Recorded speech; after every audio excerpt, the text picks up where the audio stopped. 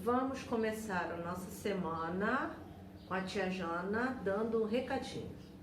Está aberto na plataforma o simulado do pH.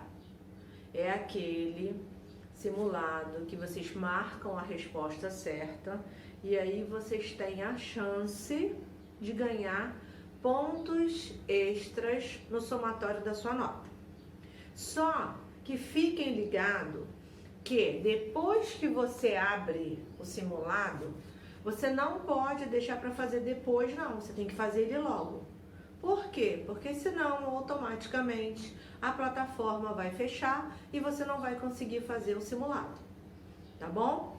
Então, já está aberto, vocês podem fazer. E aí a tia Jana não sabe o que tem dentro realmente.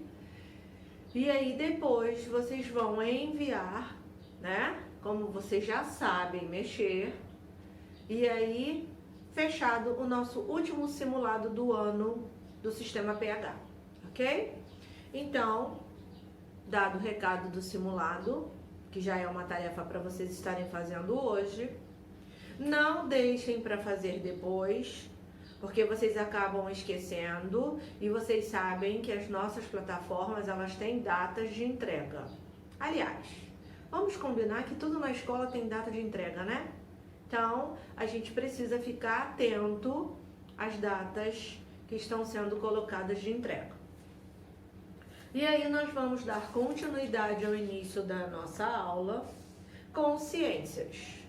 Na aula passada, a gente falou sobre a pesquisa que um técnico estava fazendo para saber se aquela água que estava perto de uma fábrica, inclusive eu chamei a atenção para vocês que no fundo da foto tinha uma fábrica, se aquela água estava própria ou contaminada.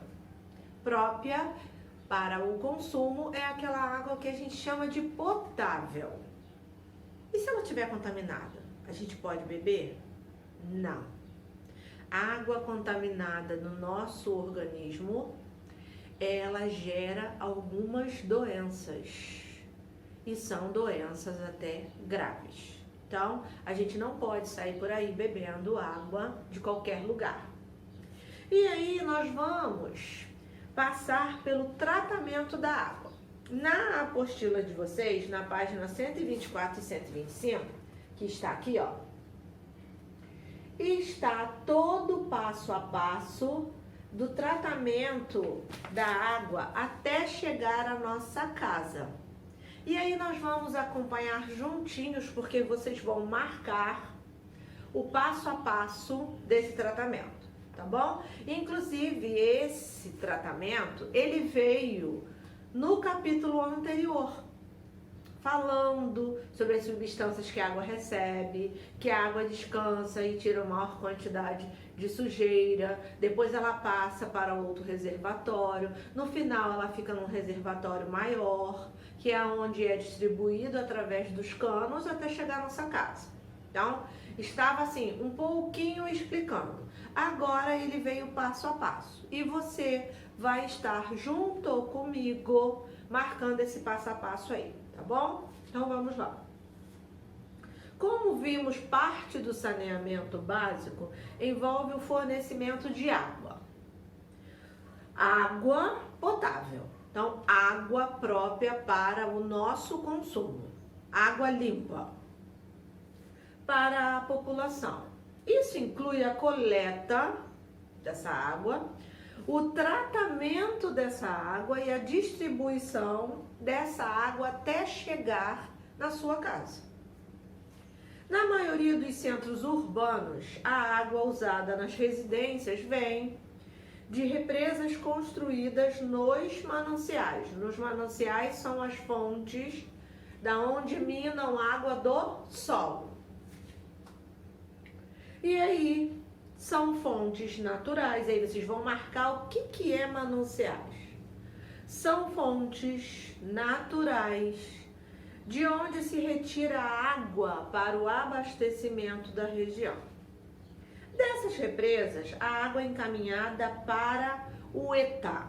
E aí nós temos uma sigla que é a estação de tratamento de água. Aqui em Angra, nós temos o SAE, e aí é aquela sigla S-A-A-E, que vocês passam pela rua aí e vê os homens todos de azuis. É o uniforme deles, é o SAE. Aonde fica o SAE aqui em Angra? Ele fica perto do teatro. E ainda nós temos a SEDAI. Então, a SEDAI ainda fica ali pertinho da prefeitura, tá? Então, são dois lugares que mexem com o nosso sistema de água. Por exemplo, onde eu moro, é o SAE que toma conta. Quando a gente tem algum problema, a gente faz a reclamação ou conversa com o responsável da água que fica no SAE. Onde ele passará por várias, quer dizer, a água passa, então é ela, onde ela passará por vários processos com a finalidade de retirar as impurezas e torná-la potável. Só então a água será distribuída para as residências por meio de um sistema de encanamento. Veja nesta página e na seguinte um esquema simplificado que mostra as etapas do tratamento da água em uma estação de tratamento. Então, vocês vão pegar a marca-texto e aí a tia vai falando e vocês vão marcando, tá? Para vocês guardarem o passo a passo. Então, qual é o primeiro passo dessa água? A água é represada. Ela é colocada num lugar e presa. Represada é presa. Então, ela tem um manancial represado. Então, primeira coisa aí. Aí vocês vão marcar o número 1. O processo de tratamento se inicia com a água na passagem proveniente de represas por grades que retém os resíduos maiores. Então, o que é esses resíduos maiores? Pedaços de madeira, pedaços de folhas, garrafas, latas. Então, elas ficam já nessas grades. Então, aí já começa o processo de limpeza da água. Como madeiras, pedras e folhas. Às vezes tem sapato, e aí vai no meio da água, e aí nessa grade aí já fica. Sempre fica aí, tia Jana? Nunca limpa? Não. Depois, um técnico tem que ir ali e fazer essa limpeza dessas grades para poder continuar limpando a água, tá? Então, e aí depois o que acontece? A água vai receber produto químico ou produtos químicos. E aí você vai marcar o número 2. A água é drenada por uma bomba, então uma bomba vai puxar através de canos que a conduzem até um tanque onde recebe produtos químicos que se grudam acerca das impurezas e formam os flocos. Na passada vocês viram esse nome, floculação. É um líquido que põe e aí as sujeiras se agrupam, formam flocos e aí depois esses flocos são tirados da água. A formação desses flocos facilita a remoção da sujeira. Essa etapa é chamada floculação. E aí tem a floculação lá, olha lá. A água fica em cima e a sujeira embaixo, e a sujeira está formada em flocos. Depois nós temos um tanque, calma, alergia. Nós temos um tanque de decantação. Então, vocês perceberam que são vários tanques que são feitos para a água passar passo a passo. Ela não passa de uma etapa para outra assim, eu vou pular essa etapa. Não pode, tá? Então, a água passa lentamente por tanques, onde ocorrerá a próxima etapa de tratamento. Nessa etapa, as partículas de maior peso se depositam no fundo do tanque, de modo que os resíduos possam ser retirados. Então, o que acontece? Quando a água é jogada em um outro tanque, aí a água vai ficar parada. Quando a água ficar parada, a sujeira desce e fica no fundo para ser retirada. Esse processo é conhecido como decantação. E aí ela vai passar por um filtro que tem areia e cascalho. Então, a água passa por filtros de areia e cascalho, que retém partículas menores ainda do que aquelas lá no início que a água foi puxada. E aí, essa etapa do filtro de areia com cascalho vai se chamar um processo de filtração. Na nossa casa, quando a gente usa o filtro é exatamente para isso. É para retirar as impurezas que ainda possam ter e existir dentro da água. E aí depois que ela passa por tudo isso, ela passa pela floculação, ela passa pela decantação, ela passa pela filtração, e aí ela vai para onde? Então vamos lá. Algumas substâncias são adicionadas à água, como o cloro e o flúor. Vocês estão lembrados para que é colocado o flúor? A adição do cloro visa matar micro-organismos e o cloro contribui, não é cloro aí, não é a palavra cloro, é a palavra flúor. E o flúor contribui para evitar cáries dentárias na população. Então, deem um risquinho na palavra cloro, que está aqui, e coloquem a palavrinha flúor dentro do quadradinho aí, que vocês vão perceber que o cloro é para matar micro-organismos e o flúor prevenir cáries na população. Lógico que a água sozinha não faz o milagre de cáries. Você precisa de todo um processo, comer, escovação, visitas diárias ao dentista. Não é só o flúor existentes na água.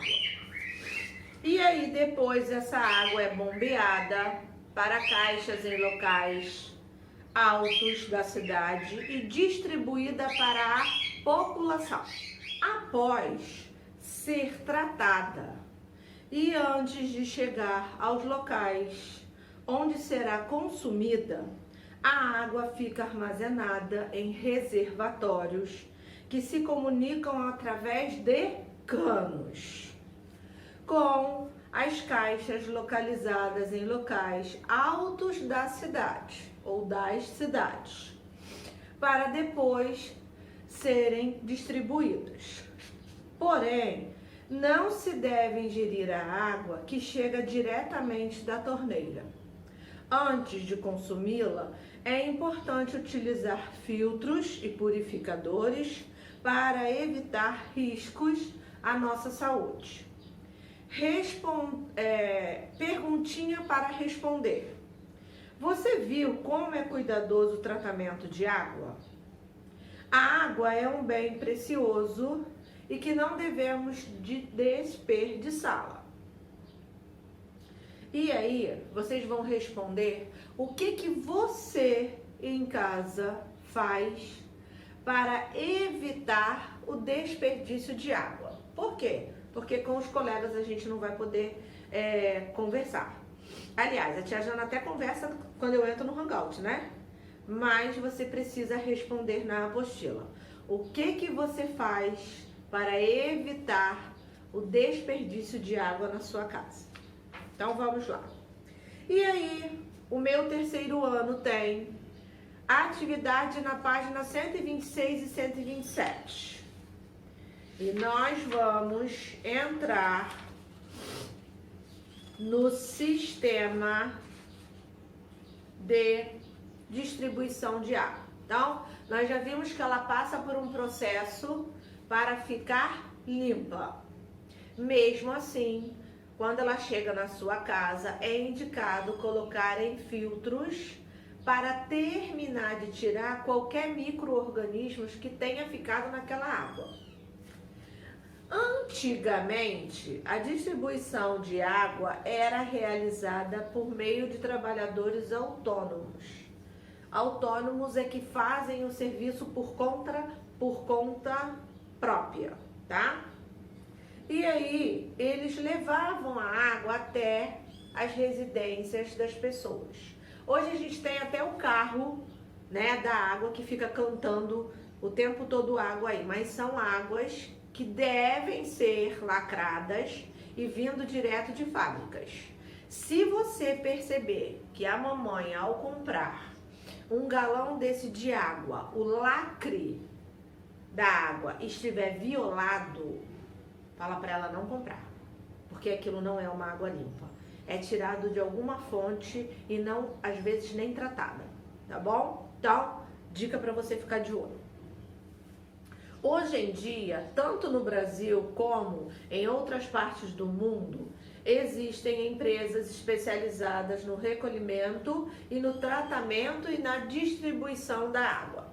Lembra que antigamente, bem antigamente, as pessoas carregavam a água na cabeça em latas? Exatamente, e tiravam de fontes. E o mais perto aí que a gente conversou foi do chafariz. Lembram das bicas? Então, essas águas, antigamente, elas eram consideradas limpas. Com o acúmulo de lixo em beira de rios e riachos e fontes, essas águas hoje, nós ficamos na dúvida até de estarem contaminadas, infelizmente. Embora não seja a realidade de todas as regiões do mundo, hoje muitas cidades contam com uma extensa rede de distribuição de água. No Brasil, quase todos os municípios possuem serviços de abastecimento de água. Veja a figura abaixo, e aí está, aí ó, é um esquema, aqui ó, é um esquema do funcionamento para que a água seja distribuída até chegar à sua casa. Então, a água é captada dos mananciais, tá? Ela é retirada das águas que são represadas. Depois, ela vai para a estação de tratamento. E aí ela começa a passar por todo aquele processo que a gente viu na folha anterior. Depois, ela fica em estações onde a água é tratada. E aí, a água fica em reservatórios, de onde será distribuída. Gente, isso é o tempo todo, tá? Não é assim, vai acontecer de manhã, e aí até o fim da tarde. Não, a água é contínua. Para a quantidade de pessoas que tem dentro de uma cidade, a água fica o tempo todo sendo limpa e a estação de trem, olha gente, e a estação de água funcionando, tá? Depois, ela vai para reservatórios que levam a água através dos canos. E aí, nas residências, a água fica armazenada nas caixas d'água. Então, olha aí na sua casa, assim, em cima do telhado ou atrás da sua casa, não tem uma caixa d'água. É aonde você recebe a água para utilização. Essa água veio diretamente da estação de tratamento, ok? E aí nós temos o recolhimento, tratamento e do esgoto. Se a gente tem a produção da água, a gente também tem que tratar e recolher o nosso esgoto. Então, após ser utilizada, a água deve ser encaminhada à rede de esgoto. Por quê? Não é só a água da pia que você lava a louça que vai para a rede de esgoto.